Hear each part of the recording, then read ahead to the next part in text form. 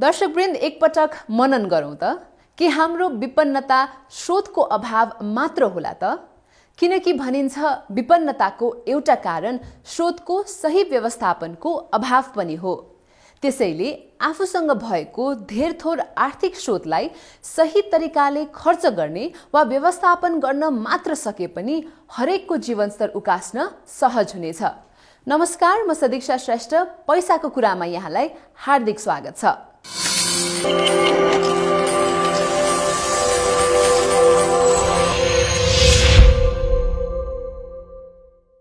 भनिन्छ अनुशासन नै लक्ष्य र उपलब्धि बीचको पुल हो। व्यक्तिले पालना गर्नुपर्ने धेरै अनुशासनहरूमध्ये एक हो वित्तीय अनुशासन।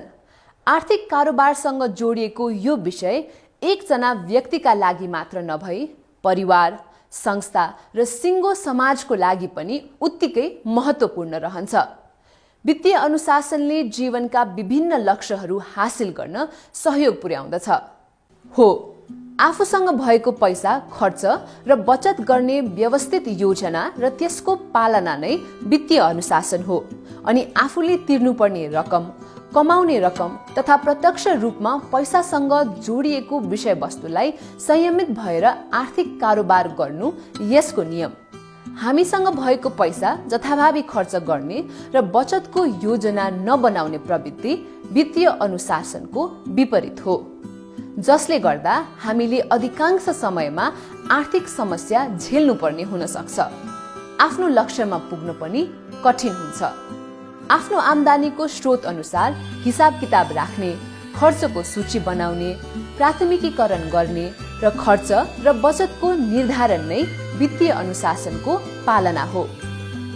सबैभन्दा राम्रो प्रत्येक वित्तीय लक्ष्य पूरा गर्न आइपर्ने सहजता र चुनौती के हुन सक्छन् भनेर परिवारका सबै सदस्यसँग छलफल गर्नुपर्छ।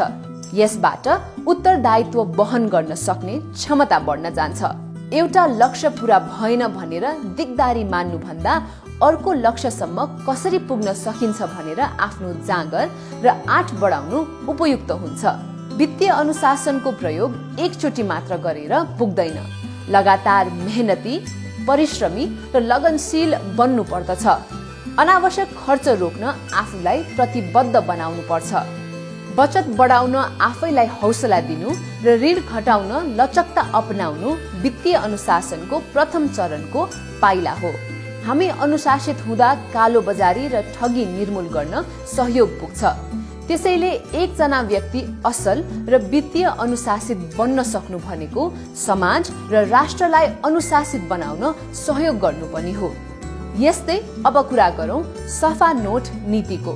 दशैं आएसँगै हरेक वर्ष हाम्रो ध्यान नयाँ नोटमा जान्छ। बैंकहरूमा नयाँ नोट साट्नेको घुइँचो लाग्ने गरेको छ।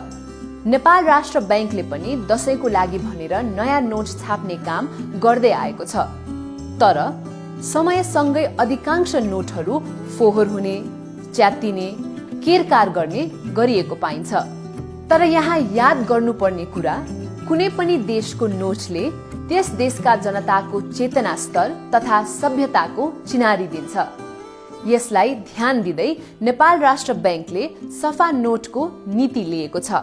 आर्थिक कारोबारको सिलसिलामा बजारमा सफा नोट मात्र प्रयोग गर्ने र कारोबारको क्रममा पुराना मैला नोटहरू फिर्ता लिएर जलाउने नीतिगत व्यवस्था नै सफा नोट नीति हो, जस अन्तर्गत बैंक तथा वित्तीय संस्थाहरूको माध्यमबाट सफा भुक्तानी योग्य नेपाली नोटहरू मात्र ग्राहकहरूलाई भुक्तानी गर्ने र पुराना मैला नोटहरू नेपाल राष्ट्र बैंकमा दाखिला गर्न पठाउने गर्दछन्।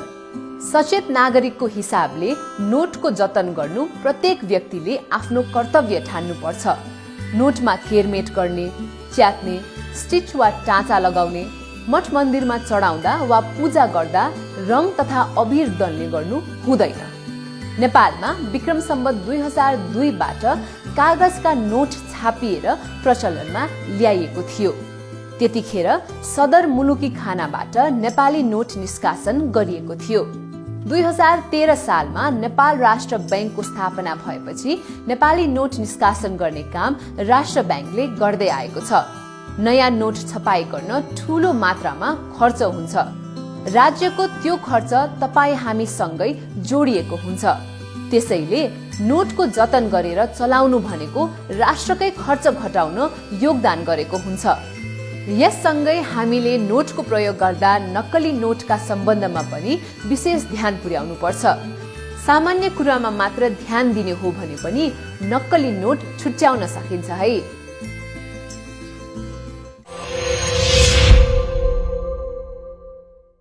दर्शकवृन्द, त्यसो भए वित्तीय अनुशासन पालनाका फाइदाहरू के होलान् त? सफा नोट नीतिलाई हामी सबैले किन ध्यान दिन अत्यावश्यक छ? अनि नक्कली नोट कसरी छुट्याउने? आफूलाई शंका लागेमा नोट नक्कली हो कि सक्कली भनेर छुट्याउन के गर्नुपर्छ होला त? वित्तीय अनुशासन भनेको चाहिँ वित्तीय कुरासँग, बैंकसँग, मुद्रासँग, त्यस पछाडि बचतसँग अपरिचित हुनुहुन्छ उहाँहरूलाई चाहिँ आफूले आर्जन गरेको पैसालाई बचत गर्ने र त्यो बचतलाई चाहिँ बैंकमा लगेर जम्मा गर्ने र सही किसिमले परिचालन, चाहे त्यो सानो पुँजी भए पनि सही किसिमले परिचालन गर्ने, चलन चल्तीमा चलिरहेको नेपाली मुद्रालाई चाहिँ सुरक्षित किसिमले चाहिँ यसलाई चाहिँ प्रयोगमा ल्याउने, अनि त्यस पछाडि आय र व्ययको सामान्य हिसाबहरू राख्ने र समग्र कार्यलाई चाहिँ वित्तीय अनुशासन भन्छन्। वित्तीय साक्षरताले चाहिँ मान्छेलाई चाहिँ बैंक तथा वित्तीय संस्थासम्म चाहिँ पुर्याउन मद्दत पुर्याउँछ हैन। र बैंक तथा वित्तीय संस्थासँग जब मान्छे जोडिन्छ त्यसरी उसले बिस्तारै वित्तीय साक्षरता र वित्तीय साक्षरतासँग जोडिएको वित्तीय अनुशासनका कुराहरू जान्दछ। किनभने कसैले श्रम गरेर बचत गरिरहेछ भने त्यो बचत चाहिँ बैंकमा गरेका छन्, त्यसले रिटर्न पनि दिन्छ, त्यसले प्रतिफल पनि दिन्छ, थोरै होस् या धेरै होस् ब्याजको रूपमा दिन्छ। र बिस्तारै बैंकले यो त हाम्रो पहिलेदेखिको चाहिँ ग्राहक हो भनेर बैंकले पत्याउने वातावरण हुन्छ र उसले सानोतिनो उहाँले चाहिँ सानोतिनो चाहिँ व्यापार व्यवसाय गर्दाखेरि सजिलै बैंकबाट चाहिँ कर्जा, सानोतिनो कर्जाहरू पाउने एउटा वातावरण बनाउँछ। त्यस कारणले गर्दा वित्तीय साक्षरताको चाहिँ एउटा चाहिँ व्यापक परिभाषा छ जो हाम्रो चाहिँ दैनिक जीवनसँग गाँसिएको विषय पनि हो। आम्दानी र खर्चको व्यवस्थापनलाई कसरी गर्ने र अनि यसको महत्त्वपूर्ण पाटो भनेको चाहिँ महत्त्वपूर्ण यसको एउटा हिस्सा भनेको चाहिँ बचत। आम्दानी भएको रकमलाई कसरी बचत गर्ने र त्यो बचत भएको रकमलाई कसरी बैंक तथा वित्तीय संस्थासँग पुर्याउने र त्यहाँ बचत गर्ने। म तपाईँको एउटा सानो उदाहरण दिन्छु। अहिले सामान्यतया चाहिँ 500 देखि 700 चाहिँ श्रमको मतलब श्रमिकको ज्याला छ दैनिक भन्दा 500 देखि 700 मा कुनै एउटा श्रमिकले दिनको 200 रुपियाँ मात्रै बचत गर्न सक्नुभयो भने 30 दिनमा उहाँले चाहिँ 6000 रुपियाँ जम्मा गर्न सक्नुहुन्छ। ल अब 365 दिनै उहाँ चाहिँ श्रममा जानु भएन भने पनि 300 दिनकै हिसाब गर्यो भने त्यो एउटा ठुलो रकम हुन्छ। जो विशेष गरी जोखिमपूर्ण काममा चाहिँ श्रममा लाग्नुभएको श्रमिक दाजुभाइहरू दिदीबहिनीहरू हुन्छ, उहाँले श्रम पनि गर्नुभएको छ, आर्जन पनि गर्नुभएको छ, तर त्यो आर्जन गरेको रकम चाहिँ एक खालको दुरुपयोग पनि गरिदिनु भएको छ होइन। चाहे त्यो मदिरामा गएको हुनसक्छ, चाहे अन्य फजुल खर्चहरूमा गएको हुनसक्छ। ती कुरालाई फजुल खर्चहरूलाई रोक्नु पनि वित्तीय अनुशासन, वित्तीय साक्षरताभित्रको वित्तीय अनुशासन हो। यस्ता कुराहरू रोकिदिनु हो भने त्यसले एउटा पुँजी निर्माणमा त राष्ट्रिय पुँजी निर्माणमा पनि ठुलो मद्दत पुर्याउँछ र सँगसँगै उहाँहरूको जीवनमा पनि चाहिँ आर्थिक उन्नतिको लागि, आर्थिक चाहिँ रूपले उहाँलाई सक्षम बनाउनका लागि चाहिँ यसले ठुलो मद्दत पुर्याएको हुन्छ। अहिले सबै गाउँपालिकाहरूमा बैंकहरू पुगे, यसले वित्तीय साक्षरताको स्तरलाई भत्ते बढाइरहेछ। त्यसले गर्दाखेरि अब यो कुरालाई चाहिँ अलिकति व्यापक बनाउने र अहिले मैले पनि भने सरकारले पनि सबै जनताको बैंक खाता हुनुपर्छ है भनेर चाहिँ एउटा नीति ल्याइदिने, त्यो नीतिलाई चाहिँ राष्ट्र मार्फत बैंक तथा वित्तीय संस्थाहरूले कार्यान्वयन गरिदिने भयो भने मलाई लाग्छ वित्तीय साक्षरताको स्तर चाहिँ धेरै माथि जान्छ।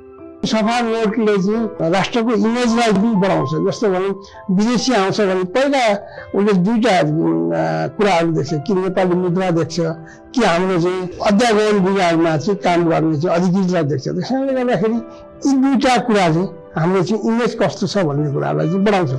र उहाँले जब सफा नोट पाउनुहुन्छ भने नेपाल कति राम्रो सफा नोट रहेछ भन्ने पनि एउटा चाहिँ एउटा इमेज हो, अर्थात् चाहिँ राष्ट्रकै चाहिँ एउटा छविको कुराहरू पनि पाउँछ।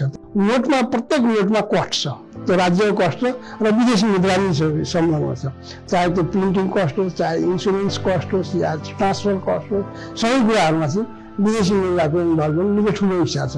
त्यसले गर्दाखेरि हामी सबैले नेपाली नोटलाई चाहिँ जतन गर्नुपर्छ, सुरक्षित गर्नुपर्छ। नोट कोर्यो भने, नोटमा फोहोर गर्यो भने जे सदासम्मको कानुनी व्यवस्था छ है भनेको धेरैलाई जनचेतना भइसकेको छ।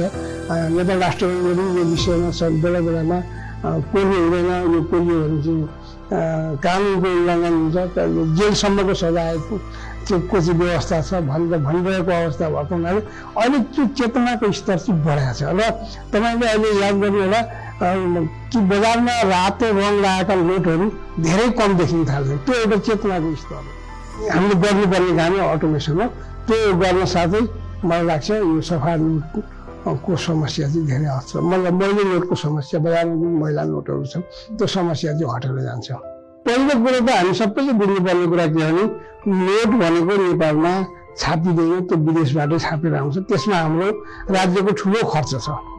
त्यसले गर्दाखेरि हामी सबैले के बुझ्नु पर्यो भन्दाखेरि नोटलाई चाहिँ चिसो हातले नछोइदिउँ, फोहोर हातले नछोइदिउँ होइन, त्यसलाई चाहिँ सुकिलो हातले या ओभानो हातले छोइदिउँ। नोटलाई कचाकुचुक नपारौँ, राम्ररी वालेटमा या मनी ब्यागमा लगेर राखौँ। भर्सक बिस्तारै नोटको कारोबारलाई घटाउँ, डिजिटल पेमेन्टमा जाउँ र नोटको कारोबारै गर्नु पर्यो भने पनि सुरक्षित किसिमले गरौँ। नोटमा जथाभावी नलेखौँ। पूजा गर्दा पनि कागजको नोटलाई चाहिँ नभिजाउँ, रङ नलगाइदिउँ होइन। त्यो गर्यो भने एक त राज्यलाई या नेपाल राष्ट्र ब्याङ्कलाई पनि हामीले सहयोग गरेको हुन्छ। अब अहिले विशेष गरी अब नक्कली नोटको हामीले चर्चा गर्दाखेरि चाहिँ 500 र 1000को नोट, ठुलो दरको नोटै नक्कली हुने संसारभरि। सेक्युरिटी थ्रेड चाहिँ यसरी हल्लायो भने चाहिँ हल्लिन्छ नयाँ नोटमा भन्ने कुरो सबै जनताहरूलाई चाहिँ जानकारी गराइयो भने चाहिँ नक्कली नोटको गुडिजाइसै हुँदैन होइन। त्यसै गरी 500 को नयाँ नोटमा के छ, 500 को नोटमा भन्दाखेरि त्यसरी हल्लायो भने यसरी एकातिर हेर्नु रातो रङ देखिन्छ, अर्कोतिर यसो गर्नु हरियो रङ होइन, रातो र हरियो रङ देखिन्छ। त्यो कलर चेन्जिङ हुन्छ, त्यहाँ कलर परिवर्तन हुन्छ, रङ परिवर्तन हुन्छ सेक्युरिटी थ्रेडको। त्यस कारणले गर्दाखेरि अरू धेरै फिचरहरू छन्। जस्तो 1000को नोटमा जस्तो तपाईँहरूलाई अहिले देखाउनु पर्दाखेरि जस्तो 1000को नोट यो सेक्युरिटी थ्रेड यसरी हल्लाउनु भयो, यसो गऱ्यो भने यो चाहिँ तलमाथि हल्लिन्छ। त्यस कारणले यहाँ नक्कली नोटको सम्भावना भएन। जस्तो यो ठाउँमा यसरी हेर्यो भने 1000 पनि देखिन्छ भित्र होइन। त्यो यी दुईवटा फिचरहरू छन्। त्यस पछाडि यो जुन चाहिँ येलो कलर छ यो कहिले जतिसुकै पुरानो भयो भने के हुँदैन, यस्तै हुन्छ।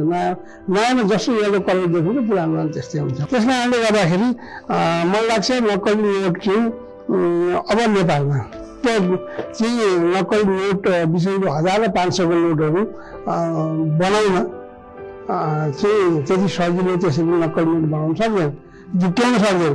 हामीले चाहिँ सबै जनतालाई के बुझाउनु पर्यो भने हाम्रो नक्कली नोट विशेष गरी दुईवटा नोटमा हुन्छन्, 500 र 1000, र यसमा यो सेक्युरिटी फिचरहरू छ नि त्यो कुरा चाहिँ हेरिदिनु होला भनेर सबैलाई बुझाउन सक्यो भने मलाई लाग्छ यो चाहिँ 99% अथवा 100% यो चाहिँ निवारण हुन्छ। अनि अर्को भनेको चाहिँ पेपर, यसरी मान्छेले छान्न साह्रै थाहा हुन्छ नक्कली नोट किन्नु हुन्छ। नोट जहिले पनि खस्रो हुन्छ, सक्कली नोट जहिले खस्रो हुन्छ, किनभने सक्कली नोट चाहिँ कटन पेपरबाट बनाएको हुन्छ र कटन भन्न सक्छ त्यो आफै खस्रो चिज हो।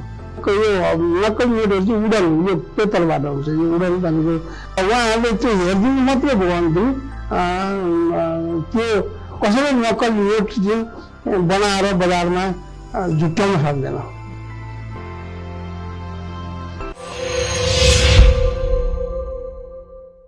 दर्शकवृन्द, पैसालाई बुझेर त्यसको सही रूपले परिचालन गर्ने शिक्षा नै वित्तीय साक्षरता हो, जुन हामी सबैमा हुन निकै आवश्यक छ। किनकि यसले हामीलाई कमाएको पैसा उद्यमशीलतामा लगानी गर्ने, कडा परिश्रम गर्ने, मितव्ययिता तथा न्यायसम्मत तरिकाले धन सम्पत्ति आर्जन गर्न पनि उत्प्रेरित गर्छ। यस्तै पैसा बुझ्ने र पैसाको सही सदुपयोग गर्ने पात्रहरू पनि हामीमाझ प्रशस्त छन्, जो हाम्रा लागि पनि प्रेरणा बन्न सक्छन्।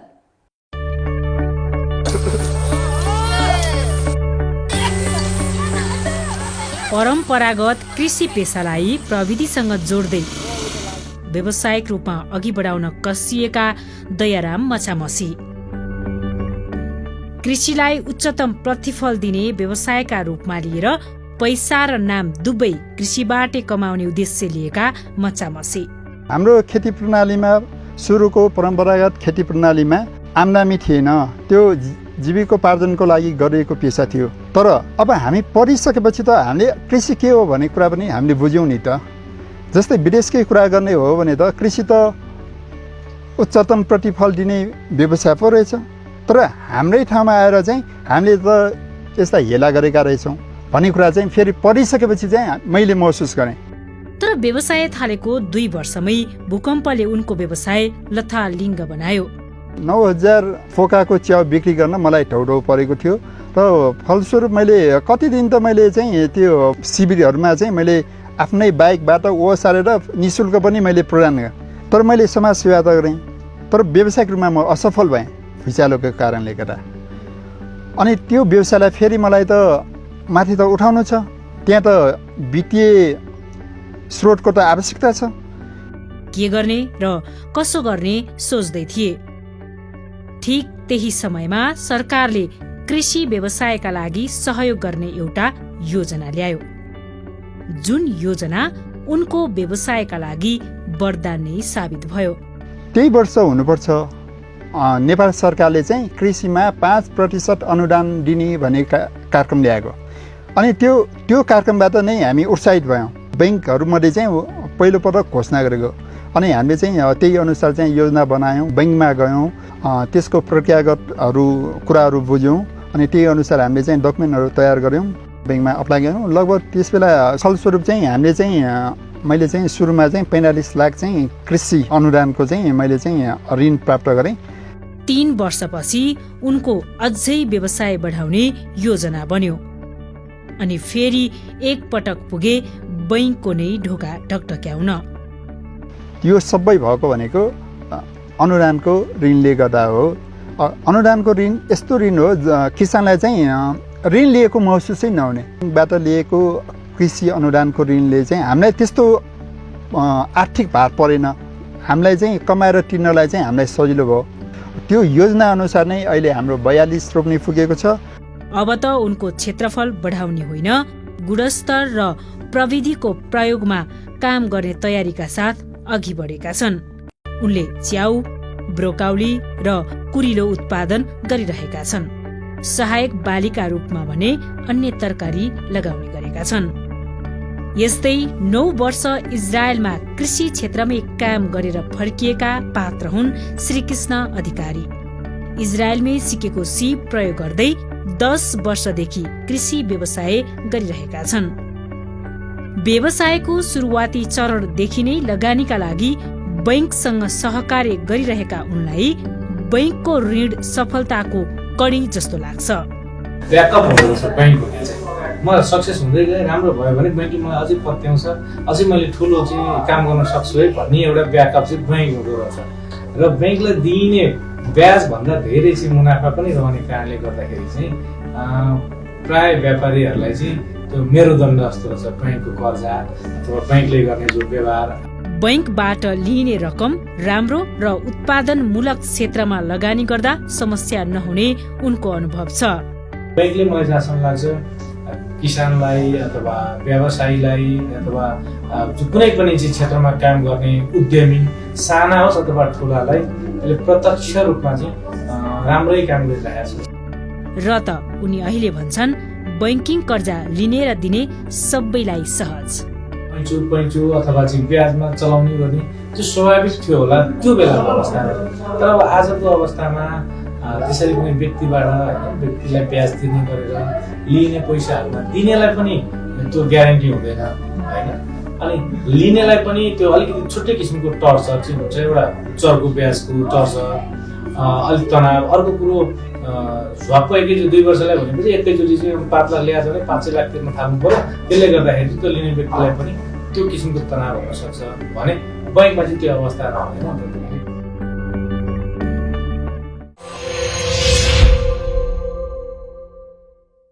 दर्शकवृन्द, एउटा भनाइ छ, 2वटा नियम हरेक व्यक्तिका लागि उपयोगी बन्न सक्छ। पहिलो, पैसा कहिल्यै पनि नगुमाउनुस्। दोस्रो, पहिलो नियमलाई कहिल्यै नबिर्सनुस्। हवस् त, आजलाई यति नै। कार्यक्रमबाट बिदा चाहन्छु। नमस्कार।